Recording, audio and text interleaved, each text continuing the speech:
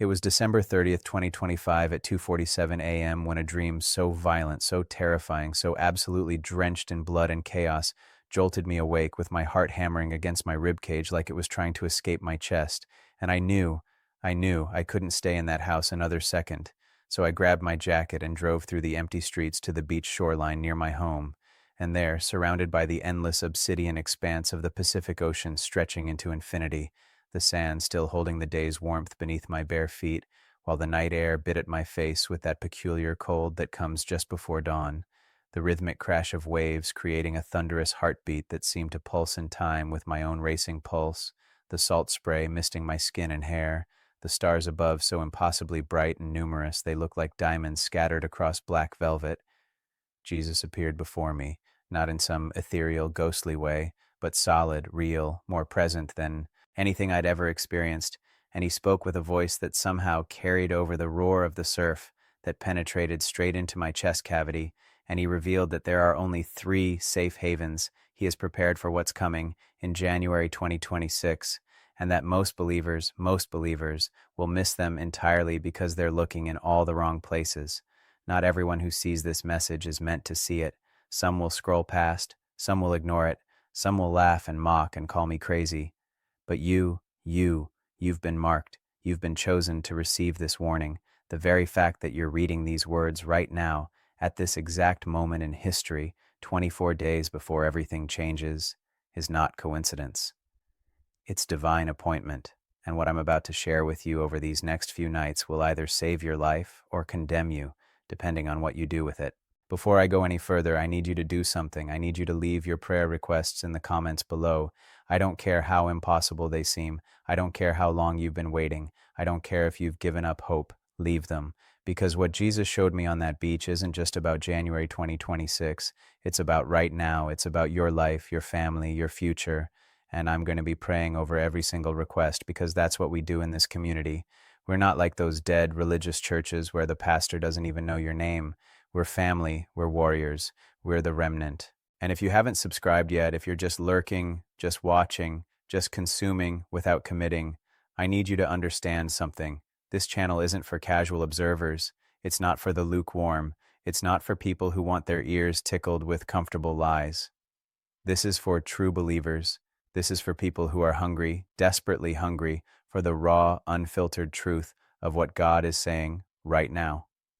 So hit that subscribe button, ring that notification bell, because what's coming in the next 72 hours of content is going to shake everything you thought you knew about safety, about preparation, about what it means to survive what's coming.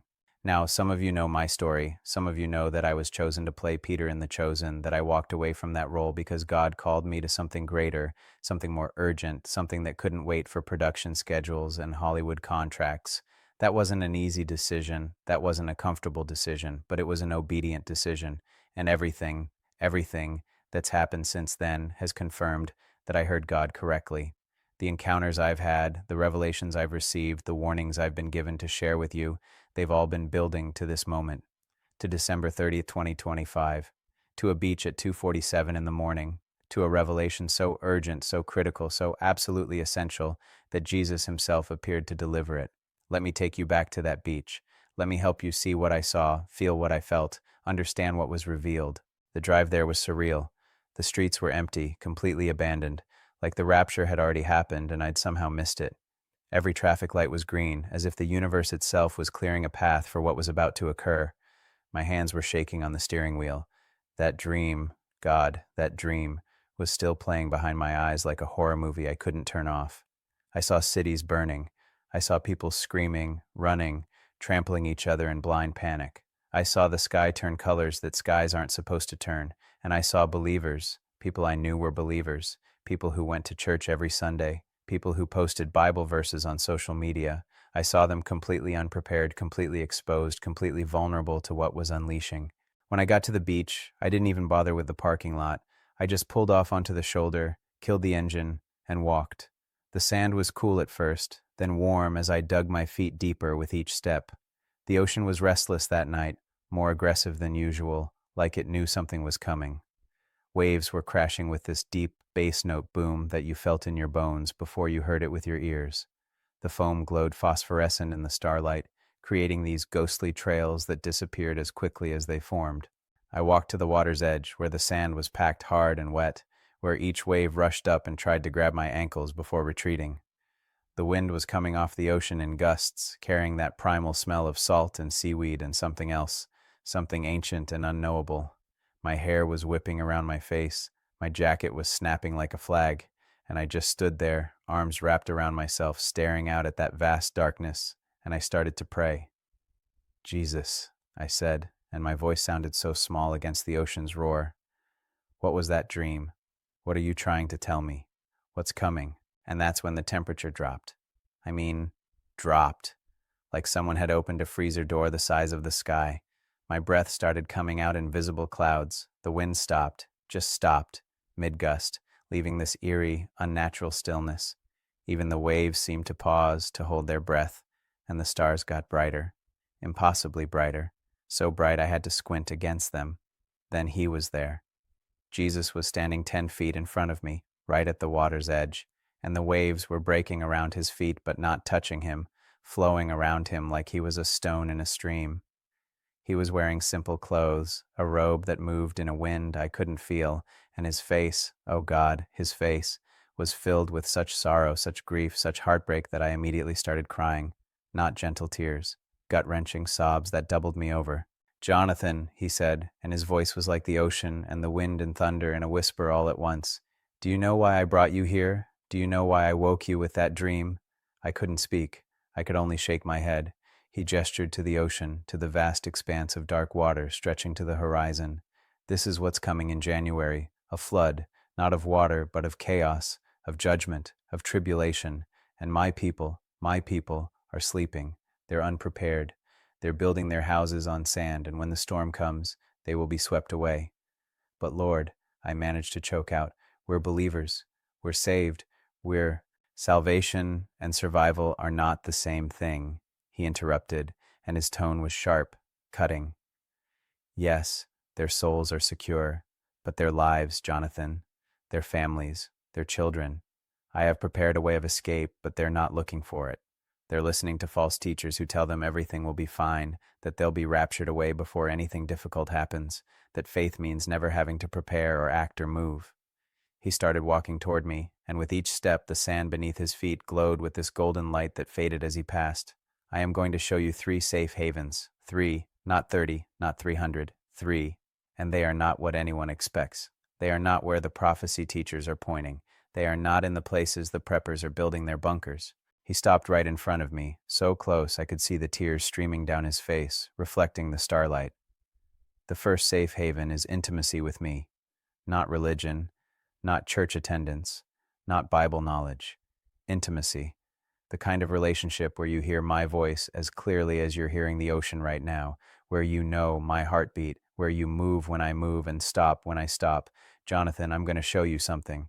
He touched my forehead with one finger, and suddenly I wasn't on the beach anymore. I was in a vision, but it was more real than reality.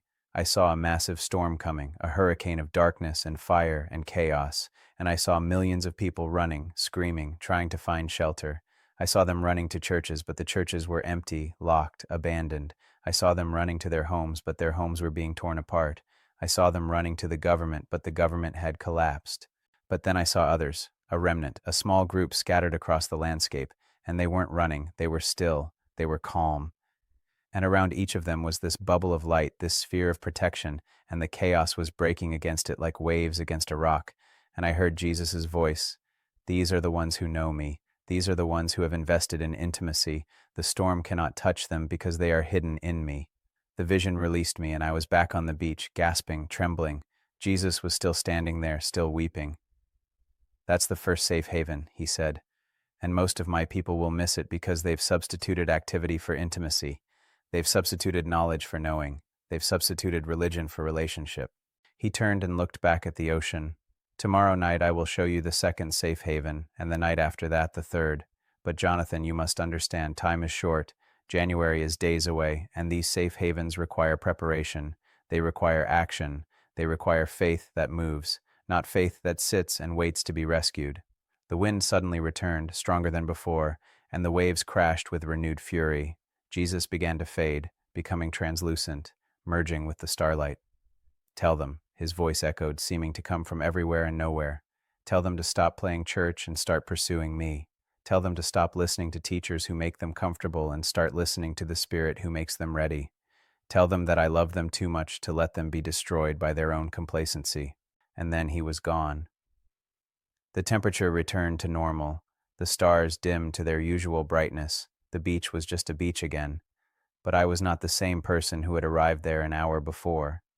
I stood there for another 30 minutes, maybe longer, just processing, just weeping, just letting the weight of what I'd seen and heard settle into my bones. When I finally walked back to my car, the sky was beginning to lighten in the east. That deep black was giving way to navy blue, then to purple, then to the first hints of pink and gold. Dawn was coming. A new day was breaking. And I knew that I had been given a message that could save lives. That would save lives if people would listen, if people would act, if people would stop making excuses and start making preparations. So here's what I need you to understand. This isn't a metaphor. This isn't symbolic. This isn't some spiritual allegory that sounds nice but doesn't mean anything practical. Jesus literally showed me 3 specific safe havens for what's coming in January 2026.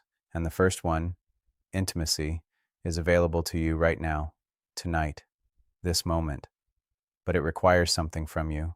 It requires you to turn off the distractions, to silence the noise, to get alone with him and stay there until you hear his voice. Not audibly, necessarily, but clearly, unmistakably, in that place deep in your spirit where you know that you know that you know. How long has it been since you've heard his voice? Really heard it?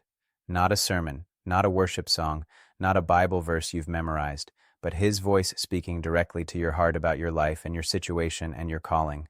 If you can't remember, then you're not in the first safe haven. And if you're not in the first safe haven, you won't recognize the second or third when I reveal them. Tomorrow night, I'm going back to that beach. I'm going back at the same time, 2:47 a.m., because Jesus told me to return, and he's going to show me the second safe haven, and I'm going to share it with you immediately because we don't have time to waste. We don't have the luxury of waiting. January is coming whether we're ready or not. The tribulation is coming whether we believe it or not. And the only question that matters is, will you be in one of the 3 safe havens? Or will you be swept away with everyone else who thought their casual Christianity was enough? I'll see you tomorrow night. Same beach, same encounter, deeper revelation. But between now and then, I need you to do something. I need you to get alone with Jesus. Turn off your phone, turn off the TV, turn off the music. Get somewhere quiet, somewhere you won't be interrupted, and ask him, am I in intimacy with you? Do I really know your voice? Am I in the first safe haven? And then listen. Don't fill the silence with your own words. Don't rush to the next thing. Just listen. And whatever he shows you, whatever he tells you, act on it immediately. Because time is running out. The clock is ticking, and the storm is coming. I didn't sleep after I got home from the beach that first night. How could I? Every time I closed my eyes, I saw that vision, the storm, the chaos, the people running in terror, and that small remnant standing calm in their bubbles of light. I saw Jesus' face streaked with tears, filled with such desperate love and urgent warning.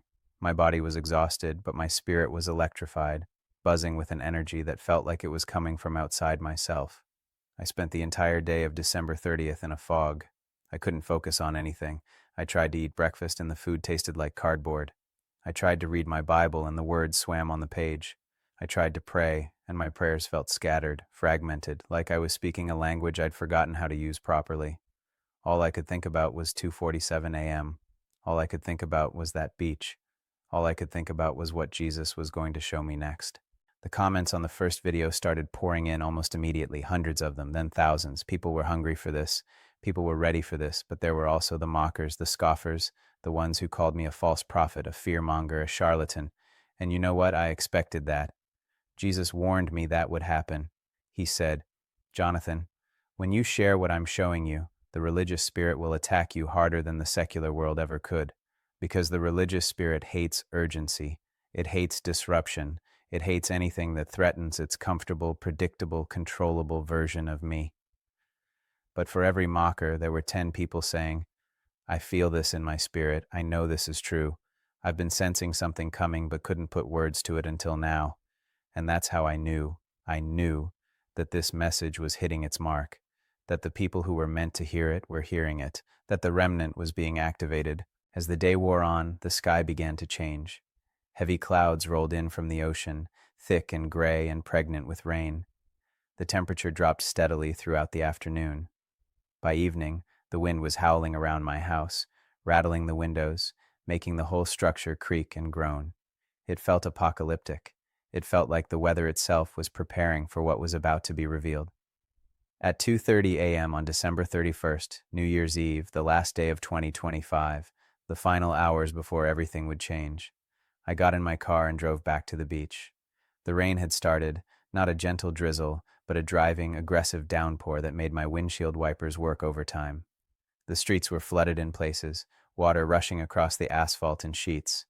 Lightning was flickering on the horizon, illuminating the clouds from within, like some massive creature was moving behind them. When I pulled up to the beach access point, I sat in my car for a moment, watching the rain hammer against the windshield, watching the ocean beyond, barely visible in the darkness, churning and roiling like a living thing in agony.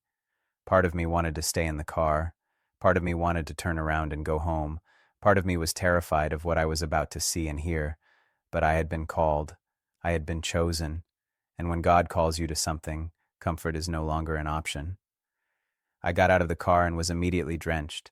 The rain was cold, shockingly cold, and within seconds it had soaked through my jacket, my shirt, my jeans, everything.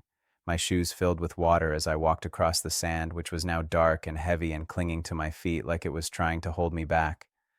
The wind was so strong I had to lean into it just to keep moving forward. Salt spray mixed with rain, stinging my eyes, coating my lips with brine. The ocean was violent. Waves were crashing with such force that I could feel the impact through the ground, through my legs, through my entire body. The sound was deafening, a constant roar punctuated by explosive booms as water met sand with the force of artillery fire. The sky was black, completely black, no stars visible through the storm clouds. Lightning flashed every few seconds, turning the world into a stark landscape of white light and deep shadow. I made it to the same spot where I'd stood the night before, right at the water's edge. Though the water's edge was much higher now, the waves reaching farther up the beach with each surge. I was shaking, from cold, from fear, from anticipation. Rain was streaming down my face, into my eyes, into my mouth. I could barely see, I could barely breathe. But I stood there and I waited. "Jesus!" I shouted into the storm, my voice immediately swallowed by the wind. "I'm here, I came back, show me the second safe haven." For a long moment, nothing happened. Just the storm, just the chaos. Just me standing alone in the darkness, wondering if I'd heard wrong, if I'd imagined the whole thing, if I was just a crazy person screaming at the ocean in the middle of the night. Then the lightning changed. Instead of flickering on the horizon, it struck the water directly in front of me, a massive bolt that hit the ocean maybe 50 yards out and stayed there, crackling, pulsing, creating a pillar of light that connected the sky to the sea, and in that pillar of light he appeared. Jesus was standing on the water, walking toward me through the storm, and the waves that were crashing with such violence everywhere else were completely calm around him, flat, smooth as glass.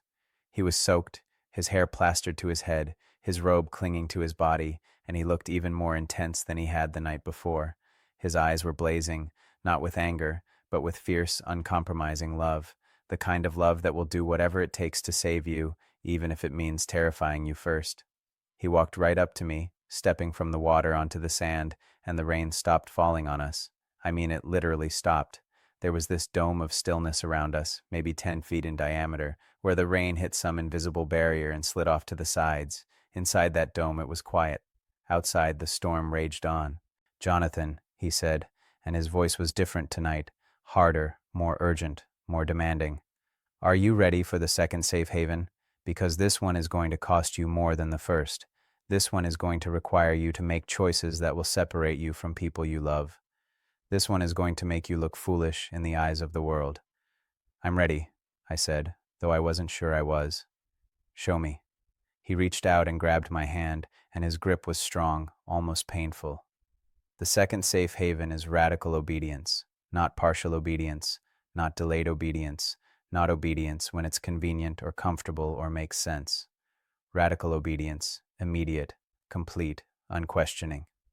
the kind of obedience that moves the moment I speak, that doesn't wait for confirmation or consensus or permission from anyone else. He pulled me closer until our faces were inches apart. Do you know why most of my people will miss this safe haven? Because they've been taught that obedience is optional. They've been taught that my commands are suggestions.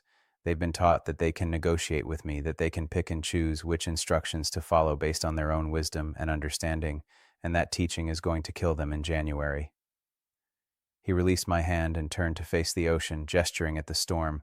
Look at this. Look at the chaos. Look at the power. When that storm hits in January, and it will hit, there will be no time for debate, no time for committee meetings, no time for let me pray about it, or let me think about it, or let me see what my pastor says. There will only be time for obedience. And those who have not practiced radical obedience in the small things will not be able to execute it in the big things. He turned back to me, and now his face was stern, almost angry. I'm going to tell people to move, and they're going to hesitate. I'm going to tell people to leave, and they're going to want to pack their belongings first. I'm going to tell people to go to specific places, and they're going to question whether they really heard me correctly. And that hesitation, that questioning, that delay, it's going to cost them everything. But Lord, I said, my voice shaking, how do we know it's really you speaking? How do we know it's not just our own thoughts or... That's the point of the first safe haven, he shouted, and his voice made the dome of stillness around us vibrate. If you're in intimacy with me, you know my voice. You don't question it. You don't second-guess it. You know it the way a sheep knows its shepherd, the way a child knows its father. But if you've neglected intimacy, if you've substituted religion for relationship, then yes, you'll be confused. You'll be uncertain. You'll hesitate, and you'll be swept away. He grabbed my shoulders, his fingers digging in with intensity. Jonathan, I need you to understand something. These 3 safe havens are not separate. They're connected. They build on each other. You cannot have radical obedience without intimacy. You cannot execute what I'm about to show you tomorrow night without both intimacy and radical obedience. They're a progression, a foundation, and most of my people are trying to build on sand because they've skipped the foundational work. Then he touched my forehead again, and I was pulled into another vision. This one was even more intense than the first. I saw a man, a believer, I could tell by the light that was in him, standing in his living room with his family, his wife, his 3 children, all gathered around, and I heard Jesus' voice speaking to him, "Leave, now. Take your family and go to the mountains. Don't pack anything, don't tell anyone, just go." And I watched this man hesitate. I watched him look around his house, at all his possessions, at his comfortable life. I watched him think, but I need to pack. I need to get our important documents. I need to tell my parents. I need to... And while he was thinking, while he was hesitating, the storm hit. The windows exploded inward. The walls began to crack. His children were screaming. His wife was crying. And he was trying to gather things, trying to save what could be saved. But it was too late. Too late. The house collapsed around them, and I watched them disappear under the rubble. Then the scene shifted. I saw another family, similar situation. Same warning from Jesus. Leave. Now. But this father didn't hesitate. He heard the voice, he knew it was Jesus, and he said, "We're going. Right now, everyone to the car." His wife started to protest, started to say, "But we need to," and he cut her off. "No, we go now." Jesus said now. They ran to their car with nothing but the clothes on their backs. They drove away, and as they drove, I watched their house, their beautiful, expensive house, get swallowed by the storm. But they were safe. They were alive. They were in the car, driving to where Jesus had told them to go, and around their car was that same bubble of light I'd seen in the first vision. The storm couldn't touch them because they were in radical obedience. The vision shifted again, and I saw dozens of scenarios, hundreds, all variations on the same theme, Jesus giving clear instructions, some people obeying immediately, some people hesitating, questioning, delaying, and the ones who hesitated, every single one of them, suffered catastrophic consequences. Not because Jesus didn't warn them, not because Jesus didn't love them, but because they had never learned to obey radically. I saw a woman told to stock up on food and water, but she thought, that seems extreme, that seems like fear, I'll just get a little bit. And when the crisis hit, she ran out within days and had to leave her safe location, exposing herself to danger. I saw a man told to reconcile with his brother, to heal a broken relationship before January, but he thought, I'll do it eventually. There's time. And when January came, his brother was in a different city, unreachable, and the man was consumed with regret and guilt that paralyzed him when he needed to be clear-headed. I saw a young couple told to get out of debt, to sell their expensive car and downsize, but they thought, that's too radical. God wouldn't ask us to do something that uncomfortable. And when the financial collapse came, they were trapped by their debt, unable to move, unable to act, unable to get to safety. Over and over and over, I saw the same pattern: clear instruction from Jesus, hesitation or partial obedience from his people, and devastating consequences. Then I was back on the beach, gasping, tears mixing with the rain on my face, even though we were still in that dome of stillness. Jesus was watching me with such intensity, such fierce compassion. "Do you see?" he asked. "Do you understand? Radical obedience isn't about being legalistic. It's not about earning salvation. It's about survival. It's about being positioned correctly when the storm hits. It's about being where I can protect you, doing what I've instructed you to do, so that when chaos breaks loose, you're already in the safe place." He started pacing, his movements agitated, urgent. "I have been speaking to my people for months, for years, telling them to prepare, telling them to get right with each other, telling them to simplify their lives, telling them to get out of debt, telling them to move to certain locations, telling them to stock up on supplies, telling them to learn certain skills. And what have they done? They've made excuses. They've rationalized. They've said, that's not for me, or that's too extreme, or I'll do it later."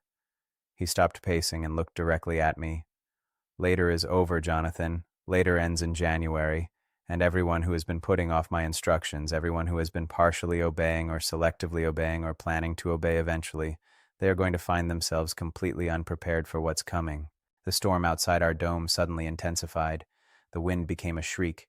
The waves grew even larger, crashing so close I could feel the spray hitting the invisible barrier around us. Lightning was striking constantly now, turning the night into a strobe light nightmare of illumination and darkness. "This is what's coming," Jesus said, gesturing at the chaos. "This level of intensity, this level of violence, this level of disruption, and the only people who will survive it are those who are in the three safe havens: intimacy, so they can hear my voice clearly; radical obedience, so they can act on what they hear immediately; and tomorrow night I'll show you the third, the physical safe haven, the actual locations where I'm calling my remnant to gather." He walked closer to me again, and now his expression softened slightly. "Jonathan, I know this is hard. I know this is scary. I know you're wondering if you're strong enough, obedient enough, faithful enough. And the truth is, in your own strength, you're not. None of my people are, but that's why I'm giving you these warnings now. That's why I'm revealing these safe havens now. So you have time, not much time, but some time, to get into position, to practice intimacy, to practice radical obedience, to prepare." He reached out and put his hand on my chest, right over my heart. "I love my people too much to let them walk into destruction blindly. I love them too much to not warn them, but I also love them too much to force them. They have to choose. They have to choose intimacy over busyness. They have to choose radical obedience over comfort. They have to choose the narrow path over the wide road, and not everyone will make that choice." His hand dropped, and he stepped back. "Tomorrow night, same time, I'll show you the third safe haven. But Jonathan, between now and then, you need to examine your own life. Where have you been delaying obedience? Where have you been negotiating with me? Where have you been making excuses? Because if you're going to deliver this message with authority, you need to be living it first. You need to be in these safe havens yourself, not just talking about them." The dome of stillness began to dissolve. Rain started falling on us again. The wind hit me like a physical force, almost knocking me over. Jesus began to fade, becoming translucent, merging with the storm. "Tell them," his voice echoed, seeming to come from the lightning itself. "Tell them that radical obedience is not optional. Tell them that hesitation kills. Tell them that I'm giving clear instructions right now to anyone who will listen, and they need to act on what they're hearing. Tell them that the time for comfortable Christianity is over." And then he was gone, and I was alone in the storm again, completely soaked, completely exhausted, completely overwhelmed. I stood there for another few minutes, letting the rain pound me, letting the wind buffet me, just trying to process what I'd seen and heard. When I finally made it back to my car, I sat in the driver's seat with the engine running, heater blasting, trying to stop shaking. My phone was blowing up with notifications, more comments, more messages, more people either embracing this message or attacking it. And I realized something. This message was doing exactly what Jesus said it would do. It was dividing, it was separating, it was forcing people to make a choice. Are you in or are you out? Are you willing to obey radically, or are you going to keep playing it safe? Are you going to trust Jesus enough to do what he says when he says it, or are you going to keep negotiating and rationalizing and delaying? Because here's what I need you to understand. Radical obedience starts now, not in January, not when the crisis hits, now. Jesus is speaking to you right now about something he wants you to do, something he wants you to change, something he wants you to address. And your response to that instruction, whether you obey immediately or whether you hesitate, is going to determine whether you're in the second safe haven or not. Maybe he's telling you to reconcile with someone. Do it today, not next week, not when you feel like it. Today. Maybe he's telling you to get out of debt. Start the process today. Sell what you need to sell. Cut up the credit cards. Make the hard choices today. Maybe he's telling you to move to a different location. Start researching. Start planning. Start taking steps today. Maybe he's telling you to stock up on supplies. Stop thinking it's weird or extreme or paranoid. Just do it today. Maybe he's telling you to leave a toxic relationship or quit a job that's compromising your integrity, or confess a sin you've been hiding, or forgive someone who hurt you. Whatever it is, do it. Today. Because every day you delay is a day you're practicing disobedience, and if you're practicing disobedience now, in the small things, you will not suddenly become radically obedient when the big crisis hits. Tomorrow night, New Year's Eve turning into New Year's Day, the last hours of 2025 becoming the first hours of 2026, I'm going back to that beach one final time. And Jesus is going to show me the third safe haven, the physical locations, the actual places where he's calling his remnant to gather.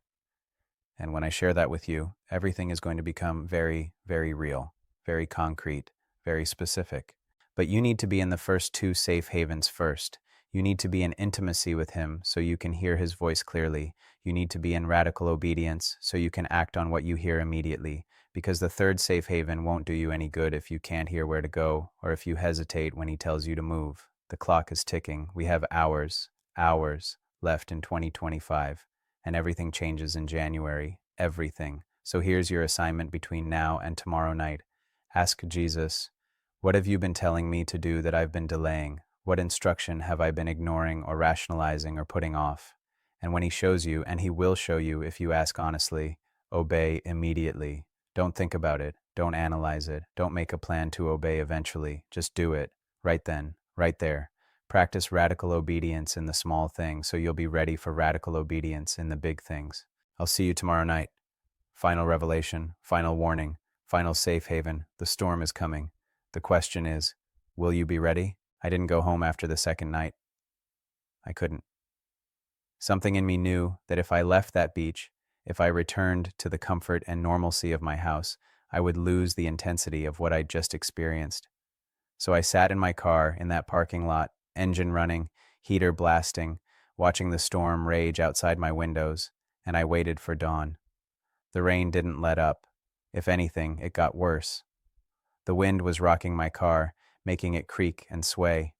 I could hear debris hitting the exterior, branches, sand, who knows what else. The ocean was invisible in the darkness, but I could hear it, that constant roar of violence and power. And I sat there, soaked to the bone despite the heater, shivering not from cold, but from the weight of what I'd been shown. Radical obedience. The words kept echoing in my mind. How many times had I delayed obeying God? How many times had I heard his voice clearly but decided to wait, to think about it, to make sure I was really hearing him correctly? How many opportunities had I missed? How many blessings had I forfeited? How much protection had I stepped out of simply because I hesitated? And I started to weep. Not gentle tears, but deep, gut-wrenching sobs that came from a place of profound conviction, because I realized that I had been teaching people about God while simultaneously negotiating with him in my own life. I had been calling people to radical faith while living in comfortable compromise. And if I was going to deliver this final message, this third safe haven, I needed to be completely surrendered, completely obedient, completely his. So I prayed, I confessed, I repented. And I made a commitment right there in that car, with the storm raging around me, that I would never again delay obedience.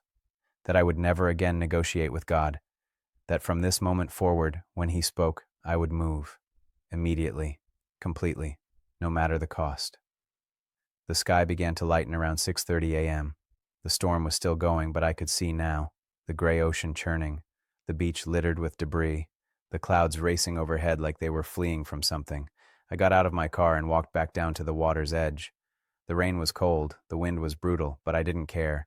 I stood there, arms raised, face turned up to the sky, and I shouted, "I'm ready, I'm all in, show me everything."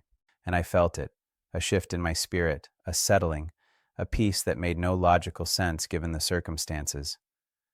I knew that tonight, December 31st, turning into January 1st, 2026, would be the most important night of my life. The final revelation, the complete picture, the third safe haven. I spent that day in prayer and fasting. I didn't eat, I barely drank water, I just prayed, read my Bible, and prepared my heart for what was coming. The comments on the videos were exploding now. Tens of thousands of people were watching, sharing, responding. Some were mocking viciously, calling me a cult leader, a false prophet, a fearmonger trying to manipulate people. But others were having encounters of their own. People were commenting that they'd had dreams about storms, that they'd been feeling an urgency they couldn't explain, that they'd been hearing God tell them to prepare, but didn't know what that meant until they saw these videos. The remnant was being activated, the bride was being awakened, and the religious establishment was furious. I got messages from pastors telling me I was leading people astray. I got emails from discernment ministries declaring me a heretic. I got threats from people saying they were going to report me, expose me, destroy my ministry. And you know what? I expected all of it, because Jesus had warned me. He said, the religious spirit will attack you harder than anything else, because you're threatening their control, their comfort, their carefully constructed theology that makes no demands and requires no sacrifice. As the day wore on, the storm began to change. The rain lessened, then stopped completely. The clouds started to break apart, revealing patches of blue sky. By late afternoon, the sun was actually shining, creating this surreal contrast with the devastation on the beach. Broken branches, seaweed everywhere, sand sculpted into strange formations by the wind and water. It was like the earth itself was holding its breath, waiting for what would happen at midnight. I tried to rest, but I couldn't sleep. Every time I closed my eyes, I saw visions, fragments of what was coming, glimpses of chaos and destruction, but also images of people safe, protected, gathered in places of refuge. I saw mountains, I saw valleys, I saw communities of believers living simply, sharing everything, completely dependent on God and each other. And I saw the storm raging around these places but not touching them, like they existed in a different dimension, a pocket of peace in the midst of global catastrophe. At 11:00 p.m. on December 31st, 2025, I got in my car and drove to the beach for the third and final time. The night was clear now, shockingly clear after the storm. The stars were out in full force, more visible than I'd ever seen them, like someone had turned up their brightness. The moon was nearly full, hanging low over the ocean, creating a silver path across the water that looked like you could walk on it. The beach was transformed. The storm had rearranged everything. The sand was sculpted into dunes and valleys. The waterline was different. Debris was scattered everywhere. But it was beautiful in a raw, primal way. Beautiful like a battlefield after the fighting stops. Beautiful like something that's been broken and is waiting to be remade. I walked down to the water's edge, to the same spot where I'd stood the previous 2 nights, and I checked my watch. 11:47 p.m. 13 minutes until midnight. 13 minutes until 2026. 13 minutes until everything changed. The ocean was calm now, almost unnaturally calm after the violence of the previous night. Small waves were lapping gently at the shore, creating a soft, rhythmic sound that was almost hypnotic. The air was cold but still, no wind at all. And the silence was profound.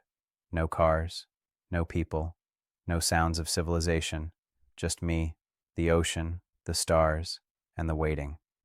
At exactly midnight, I watched the second hand on my watch tick over. The temperature dropped again, just like it had the first night, but this time it wasn't shocking cold. It was more like stepping into a refrigerator, a controlled cold, a purposeful cold, and the stars got brighter, so bright they started to hurt my eyes. And the moon turned from silver to gold, actually gold, like someone had lit it from within. Then Jesus appeared, but not from the water this time. He appeared on the beach beside me, just suddenly, there, like he'd always been there, and I was just now able to see him. He was wearing white, brilliant white, that seemed to glow with its own light. His face was serene but intense, peaceful but urgent. And his eyes were fixed on me with such focus, such intentionality, that I felt like I was the only person in the universe.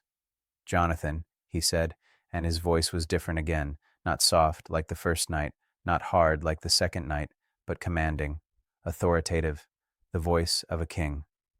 "Are you ready for the third safe haven? Because once I show you this, once you share this with my people, there is no going back. You will be marked, you will be targeted, you will be called every name, accused of every evil, attacked from every side. Are you willing?" I didn't hesitate. "Yes, Lord, I'm willing. Show me." He smiled, and it was like the sun rising. "Good, because the third safe haven is physical separation, specific locations where I am calling my remnant to gather, places I have prepared, places I have set apart, places where my protection will be tangible and visible. But Jonathan, hear me clearly. These are not places you choose based on your own wisdom or preference. These are places I assign, and if you go to a place I have not assigned you, you will not be protected no matter how safe it seems." He turned and gestured to the ocean, and suddenly the water began to glow. Not the whole ocean, but specific spots, points of light appearing on the surface, scattered across the visible expanse. Dozens of them, maybe hundreds, each one pulsing with golden light. "These are the safe havens," he said. "Each point of light represents a physical location where I am calling my people to gather. Some are in mountains, some are in valleys, some are in cities, some are in wilderness, some are in places you would expect, some are in places that will shock you, but each one has been prepared, each one has been set apart, each one will be supernaturally protected when the tribulation begins." He waved his hand, and suddenly I was no longer on the beach. I was flying over the landscape, moving at impossible speed, and he was beside me, pointing out locations as we passed over them. "There," he said, pointing to a mountain valley in what I somehow knew was Montana. "A community of 200 believers will gather there. They have been preparing for 3 years without knowing why. They have land, they have water, they have supplies, they have skills, and when January comes, I will send more to join them, and they will be a light in the darkness, a refuge for the lost, a testimony of my provision." We flew on, and he pointed to a small town in the Midwest. "There, a church that has been praying for revival for decades. They will become a safe haven not because of their building, but because of their unity. They will open their homes, share everything they have, and I will multiply it like the loaves and fishes. No one who comes to them in genuine need will be turned away." We flew over a desert region, and he pointed to what looked like an abandoned ranch. "There, a man bought that property 5 years ago because I told him to, and he's been mocked for it ever since. Called it a waste of money, called him crazy. But in January, I will send families there, and that waste of money will save lives. The well on that property will never run dry. The food they store will never run out, because I have blessed it." We flew over a coastal area, and he pointed to a series of islands. "There, communities will form on those islands, accessible only by boat. The chaos on the mainland will not reach them. They will fish, they will farm, they will live simply, and they will be safe. But only those I send there, only those who hear my voice and obey immediately." On and on it went, location after location. Mountains, valleys, small towns, rural properties, even some urban areas, specific neighborhoods, specific buildings that would become pockets of refuge in the midst of chaos. And with each location, he gave me the same message. Only those I send, only those who are in intimacy with me so they can hear where to go, only those who are in radical obedience so they will move when I say move. Then we were back on the beach, and I was gasping, overwhelmed by what I'd seen. Jesus was standing in front of me, his face grave. "Now I'm going to show you what happens to those who are not in the safe havens," he said, and his voice was heavy with sorrow. "Not to frighten you, but to help you understand the urgency, to help you communicate to my people that this is not a game, this is not symbolic, this is real." He touched my forehead, and I was pulled into the most terrifying vision yet. I saw January 2026. I saw the tribulation begin. And it wasn't one thing. It wasn't just an economic collapse or just a natural disaster or just a war. It was everything, all at once. Like every system that humanity had built, every structure we'd relied on, every assumption we'd made about how the world works. All of it collapsed simultaneously. I saw the financial system implode, banks closing, ATMs not working, money becoming worthless overnight, people's life savings disappearing in hours. I saw the supply chain break down completely, grocery stores empty within days, gas stations running dry, pharmacies unable to get medications, people panicking, hoarding, fighting over basic necessities. I saw the power grid fail in large sections of the country, cities going dark, no electricity, no heat, no refrigeration, no communication.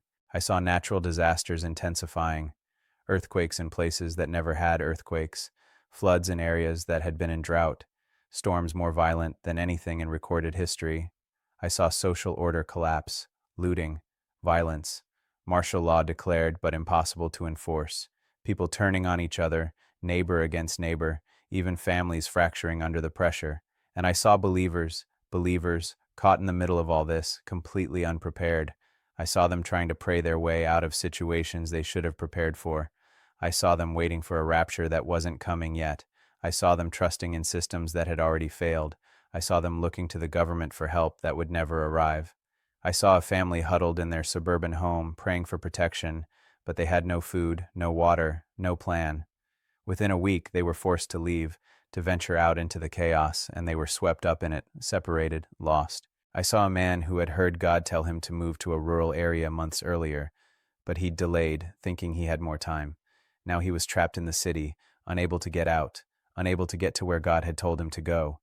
And I watched him break down, weeping, crying out, "Why didn't I obey? Why didn't I move when you told me to?" I saw a woman who had been called to one of the safe havens, who had even visited it, but she'd decided it was too far from her family, too inconvenient, too radical. So she stayed where she was. And when the tribulation hit, she tried to get to the safe haven, but the roads were impassable. The chaos was too great, and she never made it. Over and over, I saw the same pattern. People who had been warned, who had been given clear instructions, who had been called to specific locations, but who had delayed or questioned or decided they knew better than God. And the consequences were devastating. But then the vision shifted, and I saw the safe havens. I saw the communities of believers who had obeyed, who had moved when God told them to move, who had prepared when God told them to prepare. And around these communities was that same bubble of light I'd seen in the earlier visions. The chaos was raging everywhere else, but inside these bubbles there was peace, there was provision, there was protection. I saw people sharing meals together, praying together, working together. I saw children playing, safe and secure, while the world outside was falling apart. I saw the sick being healed, the hungry being fed, the fearful being comforted. I saw the supernatural provision of God, food multiplying, water sources that shouldn't exist, protection from violence and disaster that defied natural explanation. And I saw these communities becoming lights in the darkness. I saw people from outside, people who were lost, desperate, at the end of themselves, being drawn to these places. And I saw them being welcomed, being fed, being introduced to Jesus, being saved, not just their souls, but their lives. The vision released me, and I collapsed on the sand, sobbing. Jesus knelt beside me, his hand on my back. "Do you see?" he asked gently. "Do you understand? The safe havens are not just about survival. They're about mission. They're about having a remnant of my people positioned correctly so they can be light in the darkest time in human history, so they can demonstrate my love, my provision, my power to a world that has rejected me, so they can bring in the final harvest before the end comes." He helped me to my feet, and we stood there together, looking out at the ocean. The golden lights were still visible on the water, pulsing steadily. "How do people know which safe haven is theirs?" I asked. "How do they know where you're calling them?" "The same way you knew to come to this beach 3 nights in a row," he said. "They ask me. They get into intimacy with me. They listen, and I tell them. It's not complicated, Jonathan. I'm not hiding this information. I'm eager to tell my people where to go, but they have to be in a place where they can hear me, and they have to be willing to obey immediately when I speak." He turned to face me fully. "Here's what you need to tell them. Starting right now, every believer who is serious about surviving what's coming needs to do 3 things. First, get into deep, daily, intimate prayer. Not 5-minute devotionals, not quick prayers before meals. Deep prayer, an hour minimum, 2 hours better. Get alone with me and stay there until you hear my voice clearly. Second, ask me specifically, where do you want me to be when the tribulation starts? What safe haven have you prepared for me? And then listen, I will answer. I will show you. It might be a place you already know. It might be a place you've never heard of. It might be where you already are, or it might be across the country. But I will tell you if you ask and if you're willing to hear the answer. Third, when I tell you, obey immediately. Don't wait. Don't make excuses. Don't try to figure out all the details first. Just start moving, start making plans, start taking steps, because the time between now and when you need to be in position is very short. Weeks, Jonathan, not months, not years, weeks. The golden lights on the ocean began to fade, and the moon returned to its normal silver color. The stars dimmed slightly. I could feel the encounter coming to an end. Lord, I said urgently, what about the people who can't move? What about the people who are trapped by circumstances? Health issues, financial limitations, family obligations. What about them? His face softened with compassion. I know every circumstance, I know every limitation, and I have made provision for everyone who truly cannot move. For some, their safe haven is exactly where they are. I will protect them in place. For others, I will make a way where there seems to be no way. I will provide resources, open doors, remove obstacles, but they have to trust me. They have to be willing to see me do the impossible, and they have to stop using their limitations as excuses for disobedience. He started to fade, becoming translucent. The three safe havens, Jonathan: intimacy, radical obedience, physical separation to assigned locations. They work together, they build on each other, and they are the only way my people will survive what's coming. Not everyone will enter them, not everyone will choose them. But for those who do, I promise, I will be their refuge, their strength, their provision, their protection. They will see my glory in ways this generation has never seen. They will experience my power in ways that will become legend.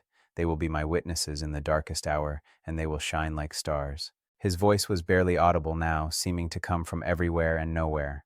Tell them, Jonathan. Tell them with urgency. Tell them with authority. Tell them with love. Tell them that I am calling them to the safe havens, but they must respond now. The door is open, but it will not stay open forever. The time is short. The storm is coming, and I love them too much to not warn them one final time. And then he was gone. The beach was just a beach. The ocean was just an ocean. The night was just a night. But I was forever changed. I stood there as the first light of dawn began to break on January 1st, 2026, the first day of the year that would change everything. And I felt the weight of the message I'd been given: 3 safe havens, 3 keys to survival, 3 choices every believer must make. Intimacy with Jesus, not religion, not ritual, not routine, but deep, personal, daily intimacy where you know his voice as clearly as you know your own. Radical obedience, not partial, not delayed, not negotiated, but immediate, complete, unquestioning obedience to whatever he tells you to do. Physical separation to assigned locations, not random, not based on your own wisdom, but specific places he has prepared and will reveal to you if you ask. The sun broke over the horizon, turning the ocean from black to deep blue to brilliant turquoise. A new day, a new year, a new era, and I knew that everything I'd seen, everything I'd been shown, everything I'd been told, it was all true, it was all real, it was all coming. And the only question that mattered was, would people listen? Would they act? Would they choose the safe havens? Or would they choose comfort, convenience, and complacency? I walked back to my car as the beach began to come alive with the light of dawn, and I knew what I had to do. I had to share this message with urgency, with clarity, with power. I had to sound the alarm. I had to call the remnant. I had to give people the information they needed to make the most important decision of their lives, because the storm was coming, the tribulation was beginning, and time was running out. I'm writing this on January 2nd, 2026, 2 days into the year that will change everything. And I need you to understand something right from the start. I am not the same person who began this journey 4 nights ago. I have been fundamentally, irreversibly transformed by what I've seen, what I've heard, what I've experienced. And if you've made it this far, if you've read or watched all 3 parts of this encounter, then you're not the same either. You can't be. Because truth, real truth, the kind that comes directly from Jesus, changes you whether you want it to or not. Yesterday, January 1st, after I left the beach at dawn, I went home and I did something I've never done before. I went through my entire house and I asked Jesus about every single thing I owned, every piece of furniture, every electronic device, every article of clothing, every book, every decoration, everything. And I asked him, do I need this where I'm going? Is this part of your plan for me in the safe haven you've prepared? And you know what happened? He told me to get rid of almost everything, not because possessions are evil, not because he wants me to suffer, but because where he's calling me, where he's calling most of his remnant, we won't need most of what we've accumulated. We'll need skills, we'll need tools, we'll need supplies, we'll need each other, but we won't need the trappings of comfortable consumer Christianity. So I started selling things, giving things away, simplifying, liquidating, and with every item that left my house, I felt lighter, freer, more ready. Because I realized that all this stuff, all these things I thought I needed, all these possessions I'd worked so hard to acquire, they were actually weights, anchors, things that would slow me down when Jesus said, "Go." And here's what I need you to hear. I'm not special. I'm not more spiritual than you. I'm not some super Christian who has it all figured out. I'm just a guy who had an encounter with Jesus and decided to take it seriously, to act on what I was shown, to obey immediately instead of eventually. And if I can do this, you can do this. If I can enter these safe havens, you can enter these safe havens. But you have to make a choice right now, today, not tomorrow, not next week, not when it's more convenient. Today. Let me tell you what's been happening since I posted the first two parts of this message. The response has been unlike anything I've ever experienced. Thousands of people are reporting that they're having their own encounters, their own dreams, their own visions. They're hearing Jesus speak to them about where to go, what to do, how to prepare. The remnant is being activated across the country, across the world. It's happening exactly like Jesus said it would. But there's also been massive pushback. I've received death threats. I've been doxxed. I've had people show up at my house. I've been called a cult leader, a false prophet, a con artist, a fearmonger, and worse. Major Christian ministries have published articles exposing me. Pastors have preached sermons warning their congregations about me. I've been banned from several Christian platforms and forums. And you know what? I don't care. I truly don't, because I didn't ask for this assignment. I didn't volunteer to be the messenger. Jesus chose me, and he showed me things that are too important, too urgent, too critical to keep quiet just because some people are offended or threatened or uncomfortable. The religious establishment is terrified of this message because it exposes their impotence. It reveals that their programs and their buildings and their carefully crafted sermons are not going to save anyone when the tribulation hits. It demonstrates that most of what passes for Christianity in America is just religious entertainment, spiritual comfort food, that makes people feel good but doesn't prepare them for anything real. But the remnant, the true remnant, the people who are hungry for God, who are desperate for truth, who are willing to pay the cost of radical discipleship, they're responding, they're moving, they're obeying. And it's beautiful, it's powerful, it's exactly what Jesus said would happen. Now, let me get practical because I know some of you are thinking, okay, Jonathan, I believe you. I believe this is real. I believe the tribulation is coming. I believe in the 3 safe havens. But what do I do? How do I actually enter these safe havens? What are the specific steps? I'm going to give you a 30-day challenge. Actually, it's not even a challenge. It's a survival protocol. It's a step-by-step process that if you follow it completely and immediately will position you to enter the 3 safe havens before the tribulation intensifies. But you have to start today, not tomorrow, today, because we're already 2 days into January and time is running out faster than you realize. Days 1 to 10. Entering the first safe haven, intimacy. Starting today, you're going to commit to 2 hours of prayer every single day. Not Bible reading, not worship music, not Christian podcasts, prayer, actual verbal, intimate conversation with Jesus. And I know what you're thinking. 2 hours? I don't have 2 hours. I have work, I have kids, I have responsibilities. Let me be blunt. If you don't have 2 hours for the God who's trying to save your life, then you're not serious about survival. You'll find 2 hours if you're serious.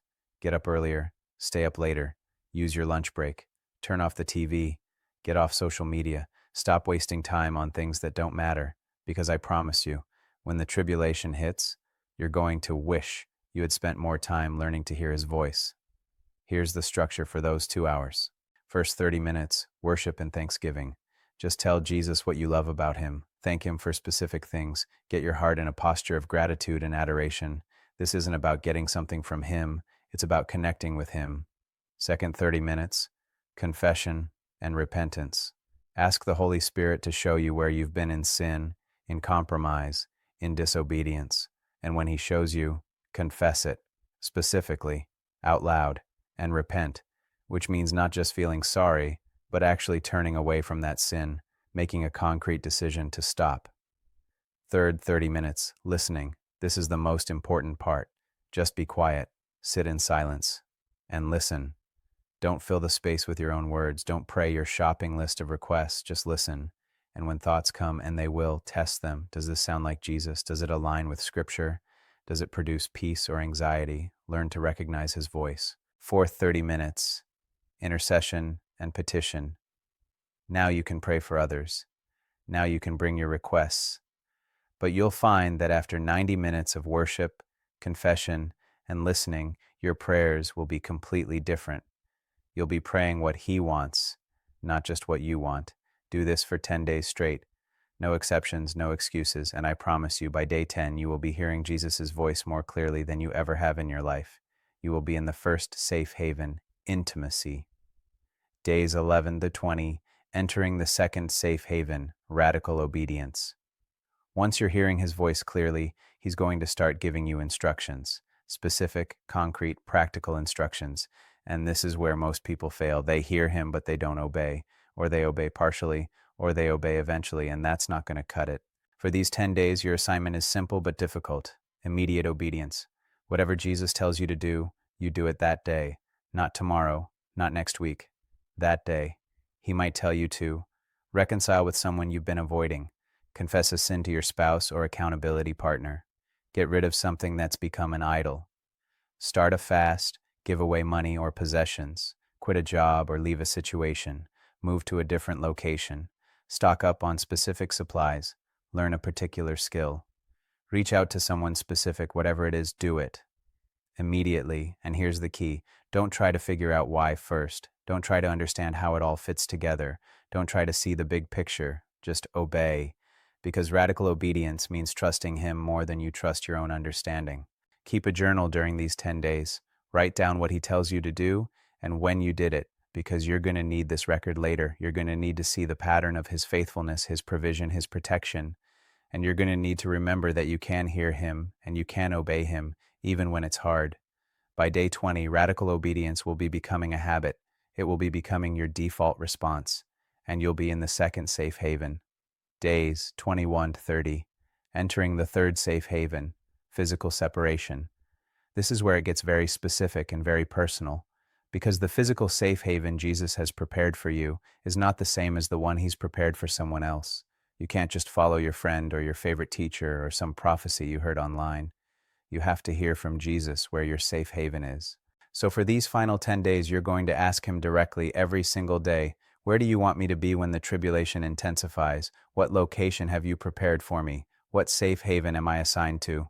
And then you're going to listen, and he will answer. He might show you a specific city or region, a particular property or community, a person or family you're supposed to connect with, a church or ministry that will become a refuge, instructions to stay exactly where you are, but prepare in specific ways.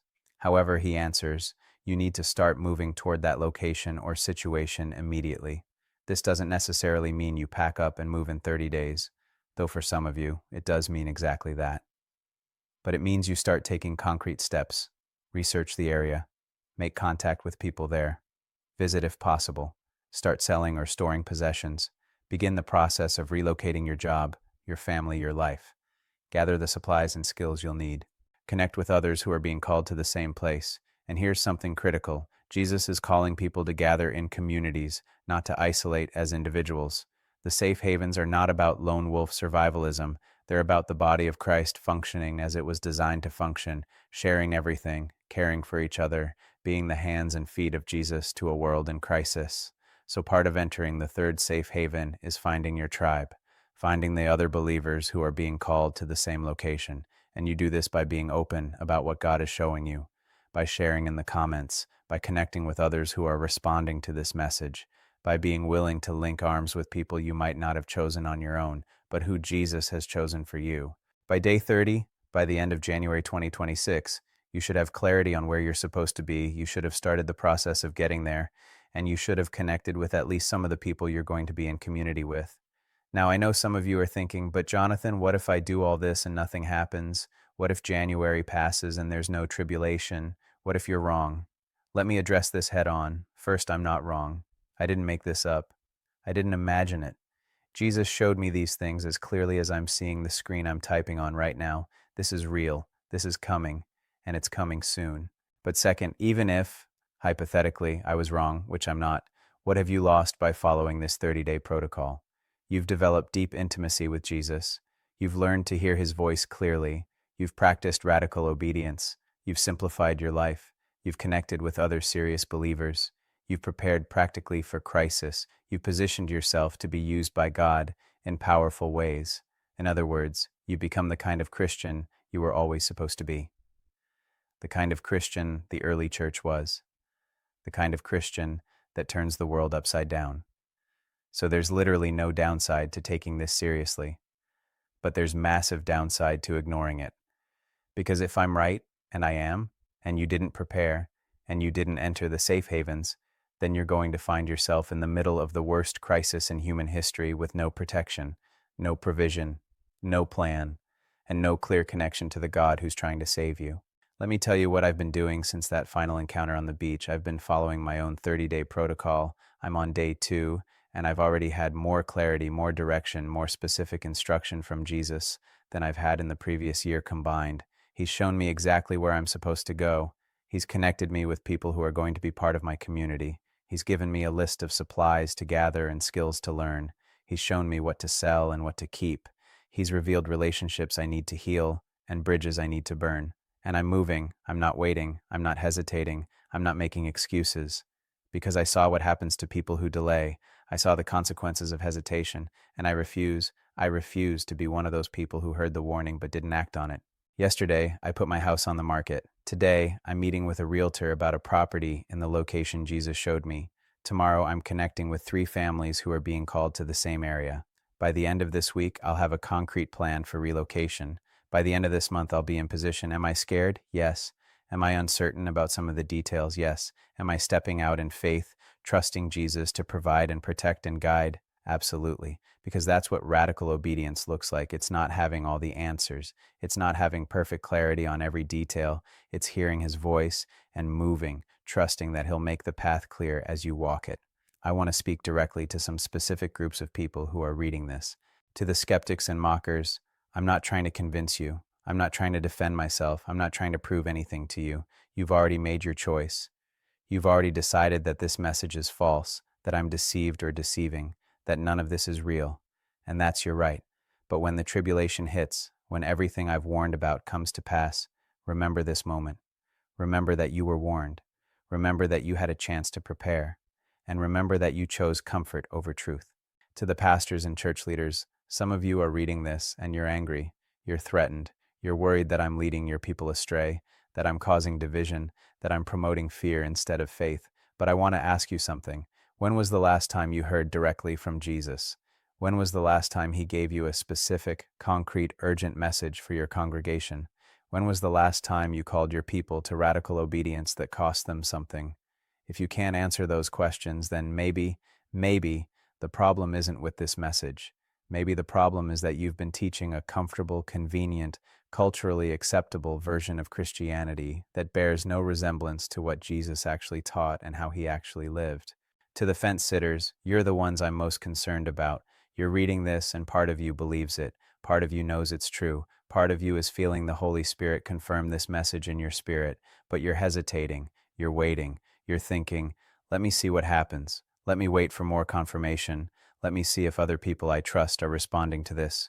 And I need to tell you, that hesitation is going to cost you everything. The time for waiting is over. The time for fence sitting is over. You need to make a choice right now. Are you in or are you out? Are you going to enter the safe havens or are you going to take your chances with the chaos? To the remnant, you know who you are. You've been feeling it for months, maybe years, a restlessness, an urgency, a sense that something big is coming and you need to be ready. You've been having dreams. You've been sensing God's voice telling you to prepare, to move, to change. And now finally you have language for what you've been feeling. You have a framework. You have a plan. And I want to tell you, you are not crazy. You are not alone. You are not deceived. You are hearing from God, and he is calling you to be part of something incredible, something historic, something that will be talked about for generations. You are being positioned to be light in the darkest time, to be hope in the midst of despair, to be a demonstration of God's power and provision when everything else has failed. So don't shrink back. Don't second guess yourself. Don't let the mockers and the skeptics and the comfortable Christians talk you out of what you know is true. Move, obey, prepare, and link arms with the others who are responding to this call. Here's what I need you to do right now, before you close this page, before you move on to the next thing. 1. Leave a comment. Tell me where you are in this journey. Are you all in? Are you skeptical? Are you somewhere in between? Be honest. This community needs to know who's serious, who's committed, who's actually going to do something with this information. 2. Start your 30-day protocol today, not tomorrow, today. Set your alarm for 2 hours earlier tomorrow morning. Clear your schedule. Make the commitment, because every day you delay is a day you're not prepared. 3. Share this message. I don't care if people think you're crazy. I don't care if you lose friends or followers or credibility. This message needs to reach every believer who's willing to hear it. Share it on every platform. Send it to everyone you know, because there are people in your sphere of influence who need this information, who are being called to the safe havens, who will miss it if you don't share it. 4. Connect with others. Look through the comments. Find people in your area who are responding to this message. Reach out. Start building community. Start forming the networks that will become the safe havens, because you can't do this alone. You weren't meant to do this alone. 5. Pray for me. I'm not asking for money. I'm not asking for support. I'm asking for prayer, because the attacks are intense and they're going to get worse. I need the covering of the remnant. I need the prayers of the warriors. I need the intercession of those who understand what's at stake. Let me close with this. I went back to the beach this morning, January 2nd, just as the sun was rising. I stood in the same spot where Jesus had appeared to me 3 times, and I asked him, "Is there anything else? Is there anything else you want me to tell them?" And he said, "Tell them I love them. Tell them that everything I'm doing, every warning I'm giving, every instruction I'm providing, it's all because I love them. I love them too much to let them be destroyed. I love them too much to not warn them. I love them too much to not prepare a way of escape. But they have to choose it. They have to choose intimacy over busyness. They have to choose radical obedience over comfort. They have to choose the safe havens over the familiar, and not everyone will make that choice. But for those who do, I promise, I will be with them. I will provide for them. I will protect them. I will use them, and they will see my glory in ways this generation has never seen." The sun broke over the horizon as he spoke those words, and the entire ocean turned gold. Literally gold, like liquid fire spreading across the water. And I stood there, tears streaming down my face, overwhelmed by his love, his faithfulness, his commitment to his people. And I knew that everything I'd been shown was true, that the tribulation is coming, that the safe havens are real, that the remnant is being called, and that anyone who responds to this call, anyone who enters these safe havens, anyone who chooses intimacy and radical obedience and physical separation to assign locations, they're going to be part of the greatest move of God in human history. The storm is coming, but so is the glory. The chaos is coming, but so is the harvest. The tribulation is coming, but so is the testimony of God's faithfulness to those who trust him. The question is, will you be part of it? Will you be in the safe havens? Will you be among the remnant? The choice is yours. But you have to make it now, today, this moment, because time is running out. The clock is ticking, and the door to the safe havens won't stay open forever. I'll see you in the safe havens. I'll see you in the community of the remnant. I'll see you on the other side of the storm when we gather together and share our testimonies of God's miraculous provision and protection, but only if you choose it, only if you act, only if you enter. The deadline is January 31st, 2026. That's 29 days from today. 29 days to complete the protocol. 29 days to enter the safe havens. 29 days to position yourself for survival and mission. Don't waste them. Don't delay. Don't make excuses. Your life and the lives of those you love depend on it. I stood on that beach one last time this morning, watching the waves roll in, watching the sun climb higher in the sky, and I felt a peace that surpassed understanding, not because the storm isn't coming, it is, not because the tribulation won't be difficult, it will be, but because I know that I've been obedient, I've delivered the message, I've sounded the alarm, I've called the remnant, and now it's up to you. The safe havens are real. They're prepared. They're waiting. Will you enter them? The choice and the consequences are yours.